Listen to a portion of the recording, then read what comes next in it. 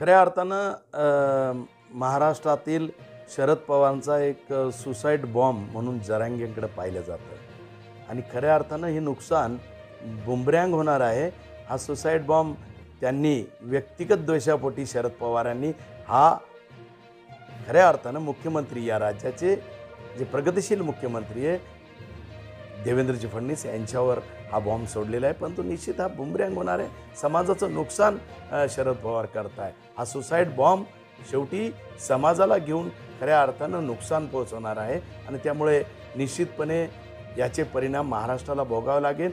जे शरद पवार आपली भूमिका स्पष्ट न करता परस्पर असे सुसाईड बॉम्ब जरांगेसारखे या महाराष्ट्रात वापरतात, याचं दुर्दैव आहे. खरं तर शरद पवारांची त्यांच्या हयातीतली भूमिका अशाच राहिलेल्या आहे.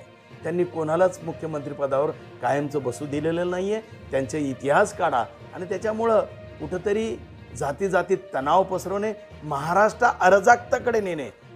मला आजही आठवतं वसंतदादापासून तर यामध्ये वसंतराव नाईकच्या काळातही त्यांनी या महाराष्ट्रात दंगल घडवली. मला म्हणजे तुम्ही इतिहास काढा. हा माणूस माणसात माणसं राहू देत नाही आणि त्यामुळे निश्चितपणे जरांगे गावगाड्यातले मराठे वापरून या वाड्यातल्या मराठा नेत्याला सुरक्षित ठेवण्याची भूमिका घेऊन ही खरं तर हा मोर्चा आहे.